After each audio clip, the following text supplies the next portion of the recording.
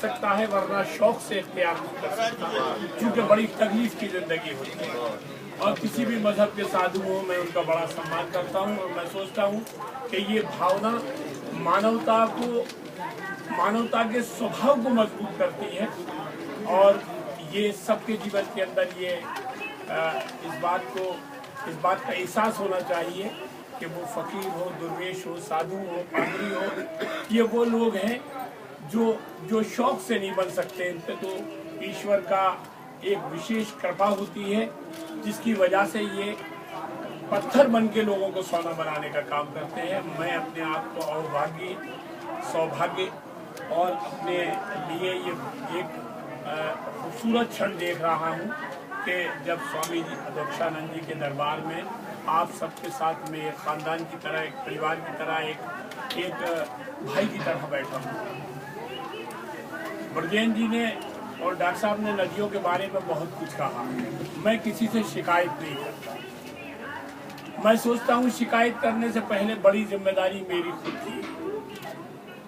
अब मुझे बाबा जगदेव या ऐसे थे, उनका एक जुमला लिखा मिलता था पहाड़ों पे, हम सुधरेंगे जग सुधरेंगे। मुझे लगता है कि मुझ में ही बहुत सारी खामियां हैं, उन्हें ठीक करना होगा। मैं पिछली बार कुंभ में आया था गंगा स्नान करने के लिए, और गंगा सिर्फ भारत में धर्म नहीं है, भारत में संस्कृति भी है, भारत की संस्कृति भी है, भारत का इतिहास भी है, भारत का सम्मान भी है, भारत का स्वाभिमान भी है, और भारत की तहजीब की पहचान है गंगा जी। जब हम मुल्क के बाहर होते हैं तो दूसरी नदियों के नाम नहीं होते हमारी ज़बान पर। हम ये कहते हैं कि हम ऐसे मुल्क के रहने वाले हैं जहाँ गंगा जमनी तहजीब है, गंगा जमनी संस्कृति है।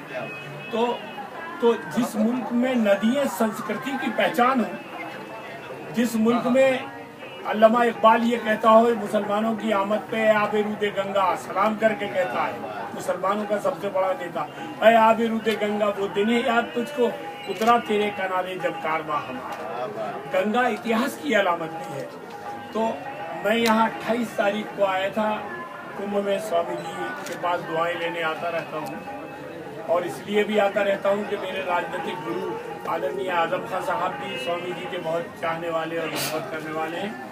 तो हम लोग साथ आए थे, उन्हें आना था, वो रुक गए थे, मैं आया। मैंने लोगों के दिल में जो कर्ब और जो दर्द देखा, 28 तारीख को मैं हाजिर हुआ था यहाँ, 28 फरवरी को, तो मुझे लगा कि मैं और तो कुछ नहीं कर सकता, लेकिन मैं ये सवाल कम से कम सवाल खड़ा कर सकता हूँ एक उच्च सदन में भारत के, और एक बहस खड़ी कर सकता हूँ।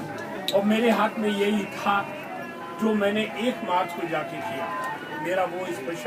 मेरा वो सवाल जो मैंने गंगा को लेके उठाया है 1 मार्च को, जल्दी में यहाँ से सुबह पहुँचा, मैंने जाके राज्यसभा में धड़ाम से अपना सवाल लगाया, और मैंने सबसे रिक्वेस्ट करी कि आज़ादी से पहले एक नारा था आज़ादी, हम सब एक थे, हिंदू मुस्लिम सिख ईसाई, हर मंतव के लोग उसके अंदर साथ थे।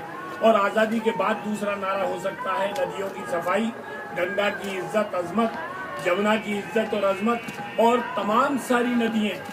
मैंने खुद अपने लिए कहा कि मैं खुद बेतवा का बेटा हूँ, तमाम सारी नदियों को गंदगी से और अतिक्रमण से बचाने के लिए मैंने अपना प्रस्ताव रखा।